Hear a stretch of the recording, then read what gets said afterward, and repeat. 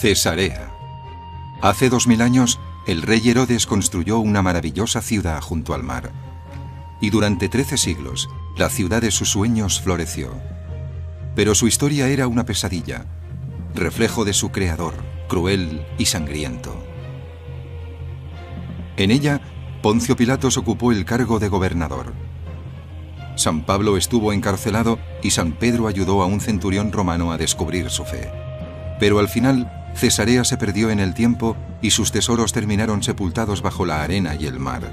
Esta es la historia de la ciudad perdida de Herodes.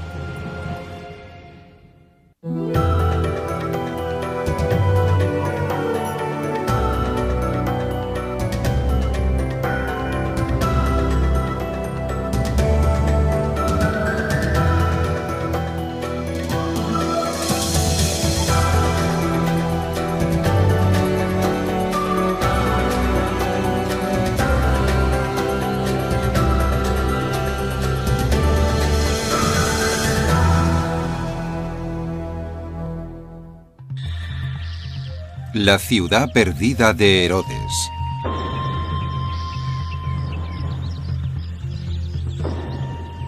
El alba. Los primeros rayos de la mañana iluminan un paisaje ancestral. Un lugar cuyo pasado sombrío y tumultuoso tiene una historia caleidoscópica. Estamos en Israel, a 56 kilómetros al norte de Tel Aviv, en la costa mediterránea.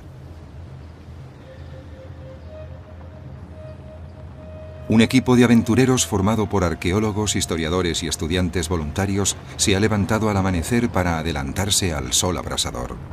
Su misión, descubrir el pasado. Todavía algo dormidos, se dirigen hacia diversos yacimientos en tierra y en el mar de la antigua ciudad portuaria de Cesarea. Sueñan con recorrer sus antiguas calles y tocar tesoros que llevan miles de años perdidos con tan solo alargar la mano. Desde finales de los 40, la ciudad ha legado una deslumbrante colección de tesoros. Su belleza contrasta dramáticamente con el horror que esta ciudad de muerte y destrucción presenció.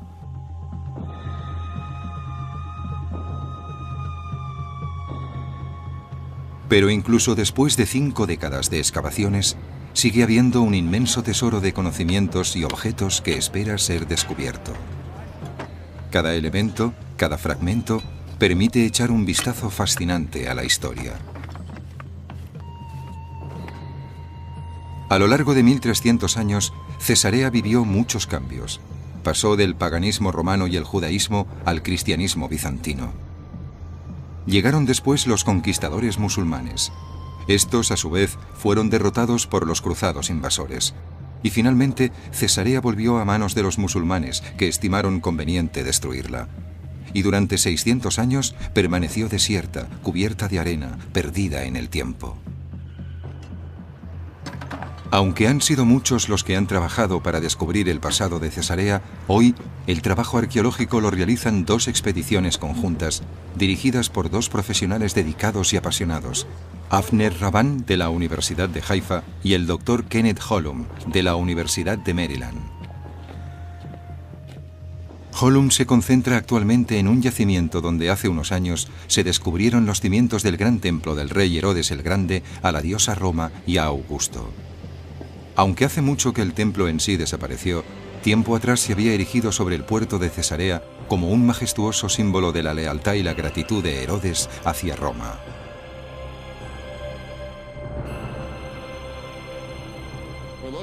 Estamos en los cimientos del templo del rey Herodes a la diosa Roma y a Augusto. Era todo un personaje. El rey Herodes era un dignatario de un poder, una ambición y una capacidad enormes. Cualidades que usó para ascender desde la nada hasta la corona de uno de los reinos más poderosos de los confines del Imperio Romano.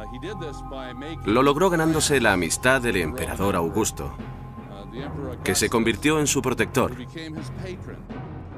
Y para expresar su lealtad, para agradecer a Augusto y a los romanos que lo coronaran rey y lo mantuvieran en el poder en el reino de los judíos, Herodes construyó este templo a la diosa pagana Roma, la personificación del Imperio Romano, y al emperador de la época como a un dios. Augusto era adorado en este templo como un dios. Aunque parezca increíble, al mismo tiempo que estaba construyendo un templo pagano, algo inconcebible para un judío, Herodes reconstruía en Jerusalén el templo sagrado al Dios de Israel. El original había sido construido siglos antes por el rey Salomón, considerado el más grande de los reyes judíos. Los judíos, sin embargo, detestaban a Herodes. Según el historiador Flavio Josefo, la herencia judía de Herodes se remontaba solo a una generación, a su padre, que se había convertido. Peor aún, Herodes había usurpado el poder a la familia que lo ostentaba legítimamente y era considerado un adulador de Roma, el opresor pagano de los judíos y de Jerusalén. Así que con la construcción de los dos templos para los dos cultos, Herodes intentaba mantener el equilibrio político, pero las razones ocultas tras la fundación de Cesarea eran de otro orden. Yo lo llamaría el complejo de rey Salomón, porque quería ser Salomón II. Para ganarse la legitimidad se convirtió en un superrey, en un superconstructor con un superproyecto, y con el tiempo enriqueció económicamente su reino. Y lo que intentó entonces, y logró hacia el final de su reinado, fue ser uno de los reyes más ricos del Imperio Romano.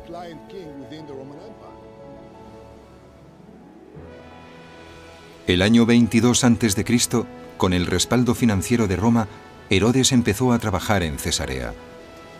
La ciudad se construyó junto con un puerto artificial llamado Sebastos, cuya mayor parte se ha erosionado con el tiempo. Este es el puerto actual, que solo es una pequeña parte del original.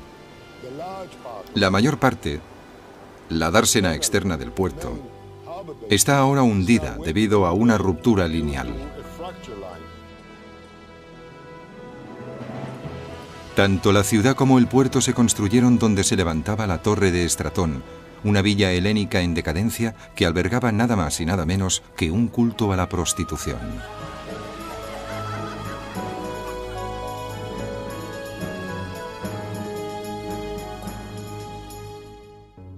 Pero Herodes tenía otros planes.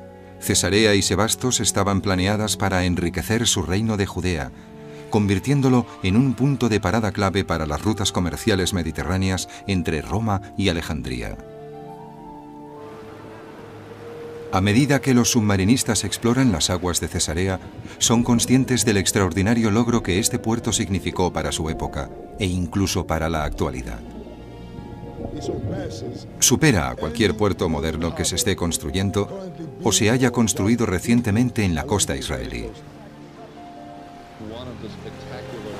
El puerto es uno de los espectaculares logros arquitectónicos que reflejan tanto su carácter como el de los proyectos que Herodes impulsaba.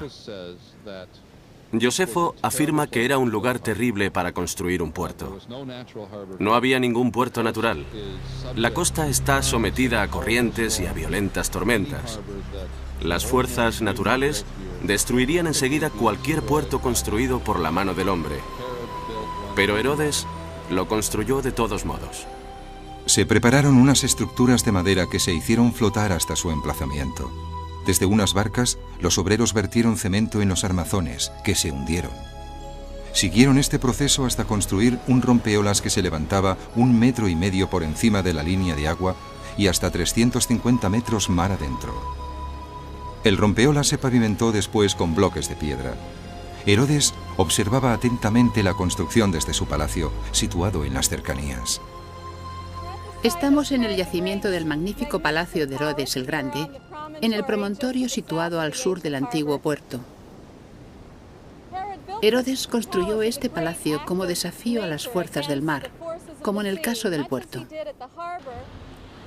Lo que vemos aquí, en la piedra inferior, es el área que constituía su residencia privada, donde recibía a sus invitados personales, donde ofrecía cenas, mantenía reuniones privadas, todo en el marco imponente de un palacio levantado junto al mar, con las olas batiendo las paredes del edificio.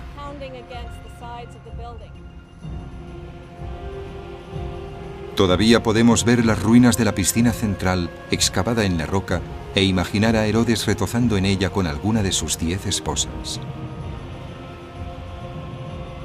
Unos 10 años después de que Herodes terminara el palacio inferior, las obras en la ciudad avanzaron de tal manera que Herodes consideró su inauguración y la clase de celebraciones que se harían. Para alojar a los dignatarios y los invitados de honor que asistirían a los festejos, Herodes necesitaba idear una nueva parte del palacio. El palacio superior poseía unas salas magníficas y espacios públicos que contrastaban con los comedores más íntimos y las instalaciones residenciales del palacio inferior.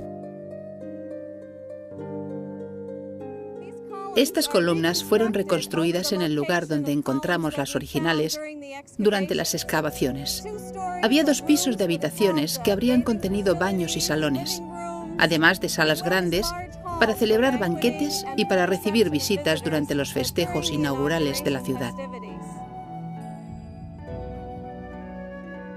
Aunque el rey Herodes era judío y la población de Cesarea albergaba a millares de judíos, la ciudad era definitivamente romana.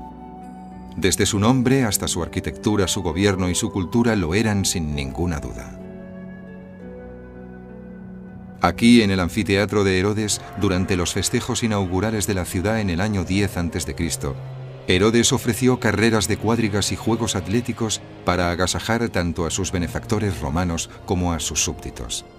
Más adelante, el gusto de Herodes por el espectáculo dio un giro morboso. Introdujo el deporte mortal de las luchas de gladiadores. Al parecer a Herodes le gustaban y las admiraba. Y cuando construyó el anfiteatro, fue diseñado en parte para poder alojar esta clase de espectáculo. No me gusta demasiado este aspecto del carácter de Herodes, pero supongo que lo hacía para equipararse a sus amigos romanos.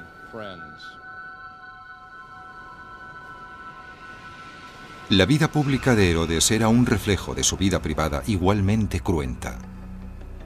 Mariamne era la favorita de sus 10 esposas. La amaba tanto que construyó una torre en su honor en Jerusalén. Pero cuando sospechó que le era infiel, la mandó ejecutar. También ordenó ajusticiar a 3 de sus hijos porque creía que estaban conspirando para destronarlo. Supuestamente, el propio Augusto dijo una vez de su protegido judío: «Es mejor ser un cerdo de Herodes que uno de sus hijos». Herodes era un hombre profundamente paranoico. Esto también se puede apreciar en su arquitectura. Era un hombre que creía tener la vida pendiente de un hilo. Así que lo dispuso todo para tener no solo muchos palacios, sino palacios bien definidos. En especial Masada, que Herodes construyó a modo de refugio. Herodes no tuvo que retirarse nunca temeroso a Masada, pero con el tiempo este palacio sería el último refugio de sus súbditos judíos que se enfrentaron al dominio romano décadas después de su muerte. Su famosa revuelta del año 66 empezaría en Cesarea.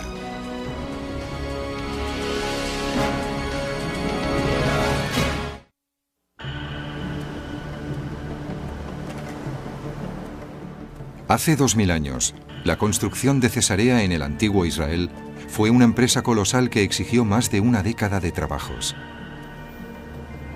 Era una ciudad proyectada, totalmente moderna para la época, con un acueducto que le hacía llegar una indispensable agua corriente desde el cercano Monte Carmelo. La ciudad prosperó alrededor de 13 siglos. En la actualidad se conserva gran parte del acueducto como un enorme tesoro de la arquitectura que ha sobrevivido a los estragos del tiempo. Los acueductos romanos son uno de sus monumentos más asombrosos. Transportaban el agua desde manantiales situados a larga distancia, mediante túneles abiertos en la roca, en montañas, y con puentes en lugares bajos, como el que vemos aquí detrás. No lo hacían para suministrar agua, sino para suministrar mucha agua. Querían agua suficiente como para que ésta fluyera constantemente en las fuentes y pudiera abastecer los baños públicos que tanto le agradaban. Aunque Cesarea evolucionó a lo largo de los 13 siglos de su vida, las ruinas más antiguas reflejan el sabor predominantemente romano que el rey Herodes le infundió inicialmente. Entre los primeros habitantes de la ciudad figuraban oficiales y soldados romanos que le daban apoyo como rey. Cesarea era una ciudad muy romana y tenía estatuas en todos sus sectores. Eran estatuas de dioses, de diosas, del emperador, retratos de las personalidades de la ciudad. Las elegirían los habitantes de Cesarea para decorarla, para colocarlas en su casa o en sus jardines. Uno de los descubrimientos más apasionantes de la estatutaria de Cesarea se produjo a principios de los 70, cuando los trabajadores de un yacimiento de la parte oriental de la ciudad descubrieron una estatua de mármol.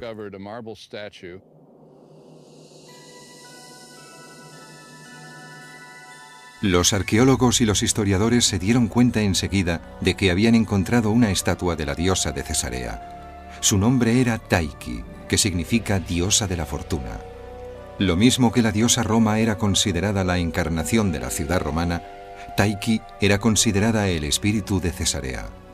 La figurita que la acompaña es Sebastos, que representa el puerto de la ciudad. Aunque la estatua de Tyche ha sufrido el desgaste del tiempo, sigue siendo un hermoso tesoro. En una ciudad se encuentran infinidad de pequeños tesoros.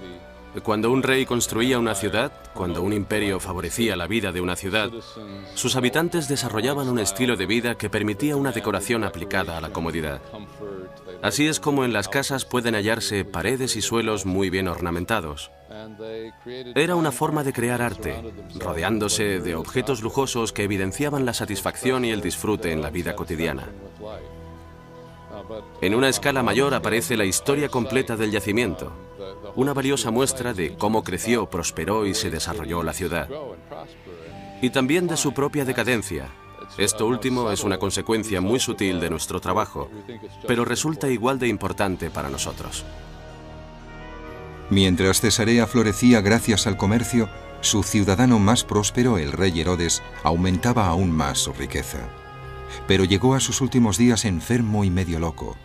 Lo perseguían los familiares y compatriotas que había ejecutado.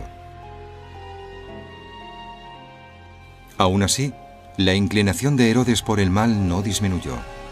Entre sus últimos actos de brutalidad figura la llamada matanza de los santos inocentes. Según el Nuevo Testamento, Herodes temía al niño que se convertiría en rey de reyes. Después de que los reyes magos profetizaran el nacimiento de Jesús, Herodes ordenó asesinar a todos los varones recién nacidos de Judea. Millares de ellos perdieron la vida. Herodes dejó un tesoro arquitectónico, pero cuando murió, el año 4 a.C., puede que su mayor legado fuera el daño que había cometido durante su vida. Tras la muerte de Herodes, otras personalidades pasaron tiempo en Cesarea, en su palacio.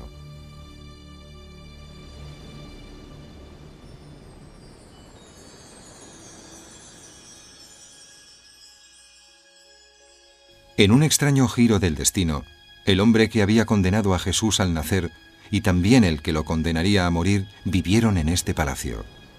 El año 44, el gobernador de Cesarea, que vivía en la antigua residencia de Herodes, no era otro que Poncio Pilatos.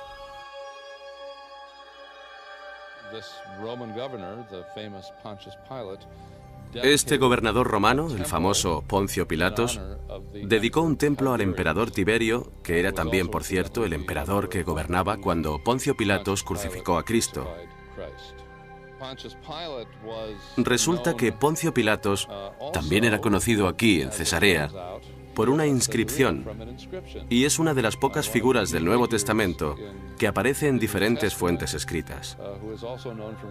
Esta piedra se encontró en Cesarea y es uno de los objetos más famosos descubiertos en ella. Una década después, cuando el gobernador de Cesarea era el procurador romano Félix, el apóstol Pablo fue llevado de Jerusalén al palacio de Herodes para enfrentarse a las acusaciones que habían hecho en su contra. Pablo estuvo encarcelado 2 años en el palacio de Cesarea. Después fue llevado a Roma, donde lo ejecutaron.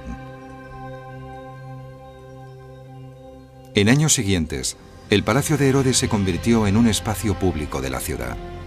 Pero la animadversión que Herodes despertó entre sus conciudadanos pareció perdurar entre las paredes de su palacio. En medio del patio hay un pozo en el que la gente lanzaba maldiciones, que encontramos durante las excavaciones. En la antigüedad no deseabas lo mejor a la gente, le deseabas lo peor. Y tal vez estas maldiciones, una vez descifradas, nos revelarán aspectos sobre la naturaleza pública de este sitio. Estas maldiciones, por ejemplo, serían contra un juez que dictó una sentencia desfavorable o contra un amante que había rechazado a alguien. La ciudad de Herodes junto al mar resultó ser también una maldición para los judíos, el pueblo con el que Herodes había afirmado tener una afinidad espiritual. 5 décadas después de la muerte de Herodes, en la ciudad existía una división permanente entre los judíos y los gentiles. Un procurador romano empeoró aún más la situación al desproveer a los judíos de su ciudadanía. El año 66, Cesarea era un polvorín. Lo que ocurrió tuvo lugar en una calle de Cesarea, una calle que aún no hemos identificado. Al parecer era un pasaje bastante estrecho que conducía a una sinagoga. Y algunos jóvenes alborotadores paganos hicieron un pequeño sacrificio en esta calle frente a la sinagoga, que para los judíos tenía una especial consideración. Fue una provocación enorme.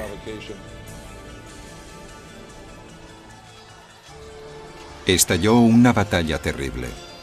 En una hora, los gentiles de la ciudad, con la ayuda de la guarnición romana, mataron a 20.000 judíos, toda la población judía de Cesarea. Por la ciudad, por la que fluía tanta agua, corría ahora sangre. 2.500 personas que intentaron huir murieron después en el anfiteatro de Herodes, donde fueron devoradas por animales salvajes o bien obligadas a participar en luchas de gladiadores. La población gentil de Cesarea aplaudió la carnicería. Según Josefo, esta fue la chispa que encendió la rebelión de los judíos del año 66.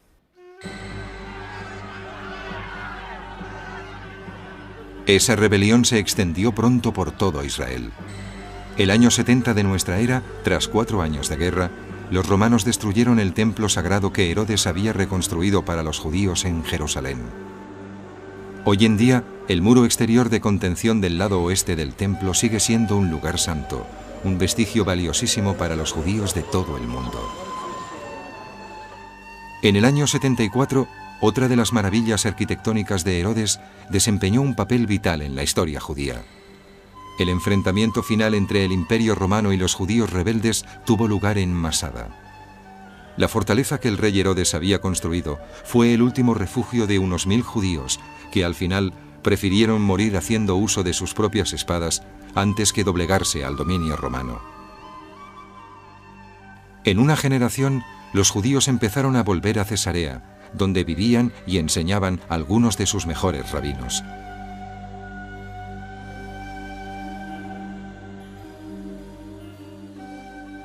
Queda muy poco de la que fue en su día una importante cultura judía en Cesarea. Estos pocos objetos no hacen justicia a sus más de 20.000 habitantes judíos.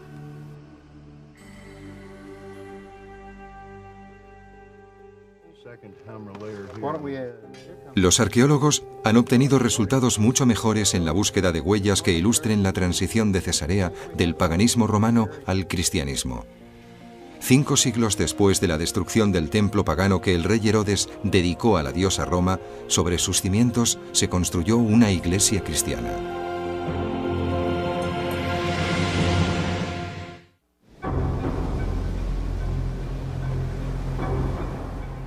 El siglo I, los romanos se encontraban en la cúspide de su poder en Cesarea. La revuelta judía había sido aplastada y la influencia pagana era omnipresente. Pero entonces apareció un nuevo colectivo. Algo que destaca en Cesarea es que hubo cristianos desde muy al principio. Tenemos a San Pablo y a San Pedro. En esta ciudad había una fuerte presencia cristiana, además de una fuerte presencia judía. Y también había samaritanos. Era una ciudad multicultural. Muchas de las demás ciudades del Imperio Romano eran completamente paganas, pero en Cesarea coexistían muchos y muy diversos cultos religiosos.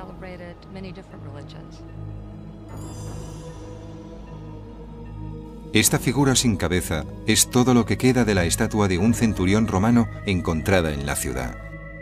Pero en Cesarea encontramos a un centurión especial, Cornelio, quien, según los especialistas en textos bíblicos, conoció al apóstol Pedro y dejó un sello imborrable en el cristianismo. Cuando Cornelio tuvo su profunda experiencia religiosa, mandó llamar a San Pedro, quien le habló de Jesucristo y su doctrina, y se convirtió al cristianismo. Que un centurión romano del siglo I adoptara el cristianismo legitimaba esta religión. Así que Lucas intenta decir, es algo a lo que la gente puede pertenecer. Es una religión importante, legítima en el Imperio Romano. Pero el cristianismo tendría que esperar varios siglos más para ser aceptado no solo por los romanos de Cesarea, sino de todo el imperio. Los dioses del paganismo no empezaron a perder su posición de privilegio hasta principios del siglo IV. Encontramos cristianos en muchas partes del imperio, incluso próximos a la corte del emperador. Esto empezó a preocupar mucho a los emperadores, porque sus sacrificios rituales no daban resultados, y culparon de ello a los cristianos. Los cristianos hacían enfadar a los dioses romanos. Como consecuencia de ello, los romanos descargaban su frustración en los cristianos. Uno de los mártires fue un clérigo llamado Procopio. Empezaron las persecuciones que acarrearían las muertes de numerosos mártires descritas por Eusebio. En el anfiteatro de Cesarea se ejecutaba a cristianos de distintos y espeluznantes modos. Pero al final, los romanos no pudieron detener el avance del cristianismo. El año 313, el emperador Constantino convirtió el cristianismo en la religión oficial del Imperio Romano. La transición de Cesarea desde la influencia pagana romana en el año 324 a la era cristiana bizantina en el año 640 se refleja en varias piezas encontradas en la ciudad. La cruz en lo alto de este capitel es un ejemplo de ello. Pero la prueba más extraordinaria ha sido hallada hace poco. Descansa en lo alto del templo pagano de Herodes. Este templo estuvo en pie del siglo I al siglo III, y a principios del siglo IV, Cesarea se convirtió al cristianismo. Y es probable que entonces el templo fuese abandonado.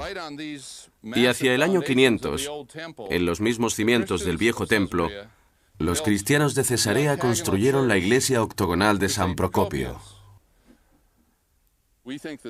Creemos que estas piedras pertenecen a esa iglesia. Esta es una de las columnas de la columnata interior que sostenía una gran cúpula que se elevaba sobre el puerto y que era una referencia, no solo de Cesarea, sino del paisaje que la rodeaba. Esta iglesia es uno de los principales objetivos de nuestra excavación. Nos encantaría encontrar pruebas concretas que demostraran que estamos realmente ante la iglesia de San Procopio. Cuando el Dr. Holum y sus compañeros arqueólogos trabajan en un yacimiento en Cesarea, tienen una idea general de lo que van a encontrar. Pero bastante a menudo, y con gran alegría por su parte, hay sorpresas. Esto es una muela con la que los antiguos habitantes de Cesarea molían grano para obtener arena. Puede que no sea muy relevante, pero un ciudadano usó esta muela para esconder su fortuna. En el siglo IV, hacia finales del siglo IV, alguien tomó el hueco de una muela y preparó un vasito de yeso muy maleable y lo situó en su interior. Después metió 99 monedas de oro, su fortuna, en esa caja que había preparado. y lo enterró todo bajo el suelo de su casa. Siguió ahí enterrado sin que nadie lo detectara ni lo viera hasta hace unos pocos años. Creo que estamos ante los ahorros de un funcionario moderadamente rico.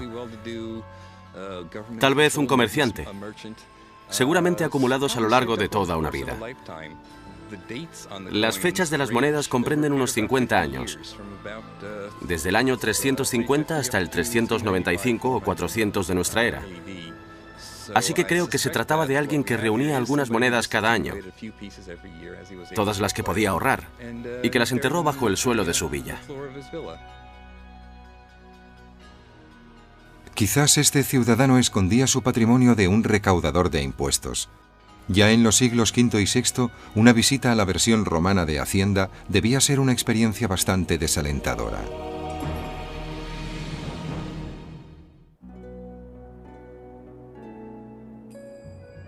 A juzgar por algunos de los tesoros que se conservan, Cesarea, en su período bizantino entre los siglos V y VI, fue bastante próspera. Y como sucede en nuestros días, el gobierno se quedaba una parte considerable de la riqueza de sus ciudadanos en forma de impuestos. Existía un elaborado sistema fiscal, no demasiado distinto al de la actual Hacienda, con sus temidas inspecciones. Supongo que esta sala pertenecía al palacio del gobernador y era donde los contribuyentes esperaban sus inspecciones, concepto este que todavía hoy nos resulta familiar. Alrededor de la sala hay bancos, donde se sentaban los contribuyentes, y en medio del piso hay una inscripción que podían leer y que podía irles bien mientras consideraban su situación. La inscripción reza: si no quiere temer el gobierno, actúe bien, y el gobierno lo alabará. Es decir, pague los impuestos y el gobierno lo alabará. Uno de los descubrimientos más recientes y apasionantes del tesoro del período bizantino de Cesarea fue el hallazgo de estos 11 adornos dorados de un cinturón.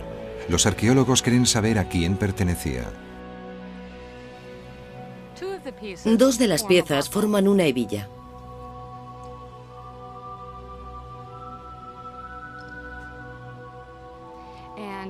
Y la hebilla es interesante porque en ella vemos un monograma en el hebijón.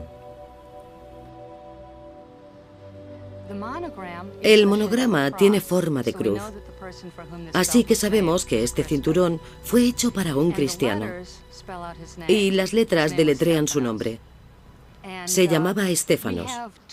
Sabemos de la existencia de dos Estéfanos muy importantes en la Cesarea de la época, y ambos fueron gobernadores. Es posible que este cinturón fuera de uno de esos dos hombres. A pesar de la brutalidad del anterior régimen romano pagano de Cesarea, los cristianos del período bizantino estaban orgullosos del legado romano de la ciudad. Esta estatua del emperador Adriano pertenece al siglo II, pero 4 o 5 siglos después se le concedió un sitio de honor aquí, en la explanada bizantina. Para ellos era todo un hallazgo, y lo convirtieron en una pieza de museo en su propia ciudad, lo que nos demuestra que consideraban que su pasado romano era muy importante, tanto que querían incorporarlo en la estructura de su propia ciudad. Si bien la transición de Cesarea de la era romana al período cristiano bizantino había sido gradual, la irrupción de la era musulmana mediante la fuerza y la violencia supuso un cambio radical. Los musulmanes conquistaron Cesarea en el año 640. Y ahí observamos un cambio más brusco. Esta zona concreta era un barrio lleno de almacenes, un barrio comercial durante el periodo bizantino, y suponemos que su uso habría sido el mismo durante el periodo romano, aunque todavía no hemos excavado lo suficiente. Pero en la caída del Imperio bizantino, cuando llegaron los musulmanes, esta zona concreta de la ciudad pasó a ser un barrio residencial. Al excavar un pozo parecido a este en otra zona de Cesarea identificada como musulmana, los arqueólogos encontraron una serie increíble de piezas. Esta es solo una muestra representativa de los 300 productos de un antiguo propietario de una tienda. Contiene un surtido de objetos tanto locales como importados de cerámica y de cristal, útiles de cocina, estatuillas y objetos de metal decorados, como estos candelabros y este calentador. Este jarrón de cristal de casi 20 litros es el mayor que se ha encontrado de su clase.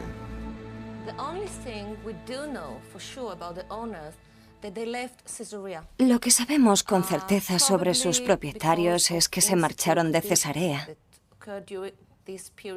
probablemente debido a la inseguridad que se vivía en este periodo en todo el país. Y también sabemos que no regresaron nunca más.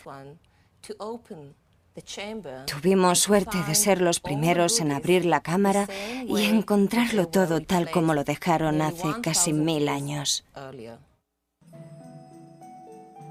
Ningún tesoro arqueológico de Cesarea evoca la cultura y el arte musulmanes mejor que esta colección de joyas.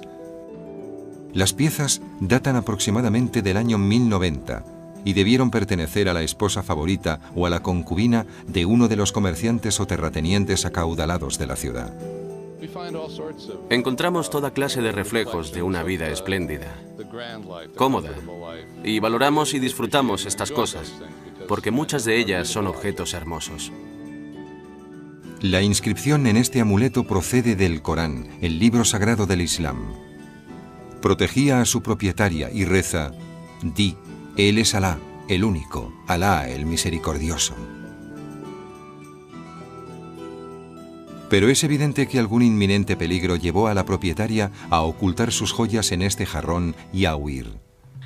Es probable que fuera el miedo a la invasión de los ejércitos cruzados de Europa, que sitiaron la ciudad en el año 1101, aniquilaron a sus habitantes e iniciaron una última y violenta etapa en la historia de la ciudad soñada de Herodes.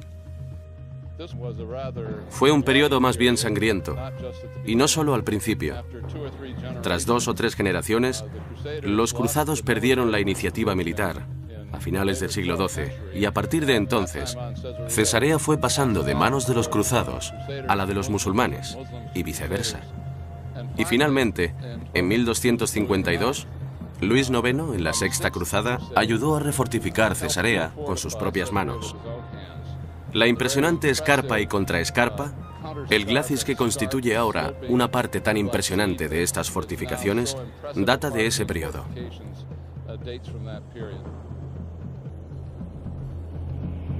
En 1265, solo 15 años después de que se hubieran terminado estas fortificaciones, Cesarea cayó finalmente en poder de otro ejército musulmán, esta vez llegado de Egipto. Los mamelucos egipcios perdonaron la vida a los cruzados y los echaron de la ciudad. Los musulmanes estaban decididos a que Cesarea no volviera a tentar a ningún invasor extranjero. Y aunque parezca increíble, destruyeron la ciudad. Sepultaron las fortificaciones bajo la arena, con lo que las inutilizaron, y abandonaron la metrópolis que en su día había sido el sueño de Herodes.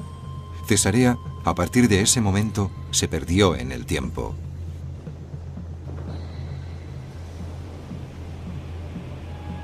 Pero en el siglo XX, Cesarea viviría un renacimiento maravilloso que habría iluminado con una sonrisa el mismísimo rostro sombrío del rey Herodes.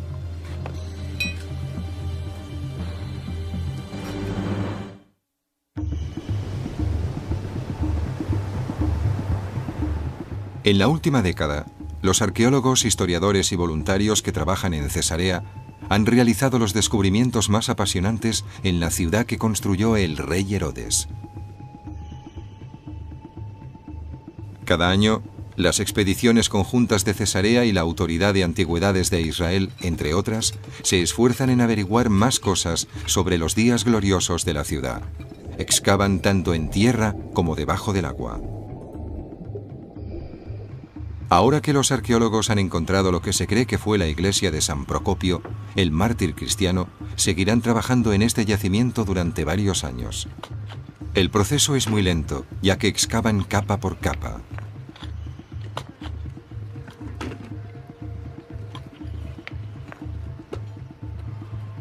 En medio de la canícula y del trabajo duro, la camaradería contribuye a que todo se lleve mejor. El doctor Kenneth Hollum y su eficaz equipo de arqueólogos han llegado hasta lo que creen el suelo original de la iglesia de San Procopio.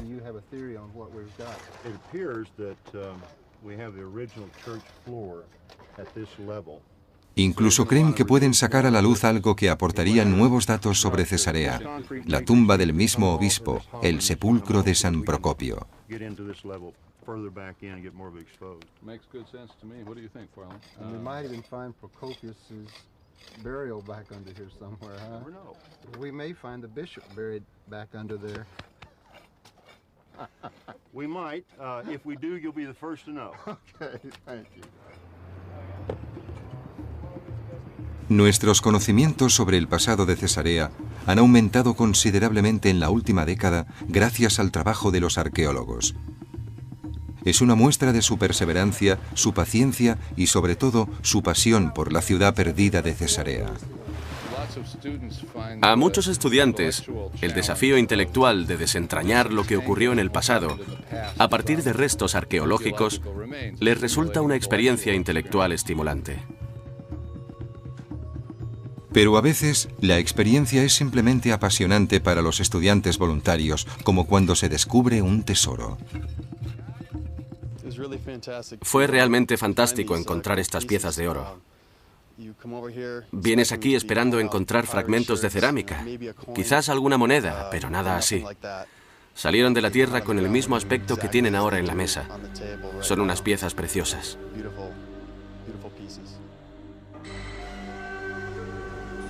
A una escala mucho mayor, Cesarea es en sí misma un tesoro israelí. El teatro que construyó el rey Herodes es un legado vivo.